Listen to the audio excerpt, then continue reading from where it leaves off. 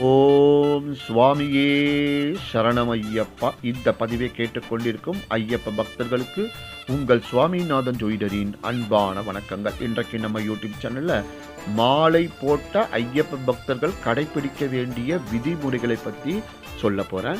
பதிவுக்குள்ள போறதுக்கு முன்னாடி நம்ம யூடியூப் சேனலை யாரெல்லாம் சப்ஸ்கிரைப் பண்ணுங்க, ஷேர் பண்ணுங்க, லைக் பண்ணுங்க. இப்போ பதிவுக்குள்ள போயிடலாம். ஒவ்வொரு வருடமும் கார்த்திகை மாதத்தின் முதல் நாள் அன்று சபரிமலையில் மண்டல பூஜை நடைபெறும்.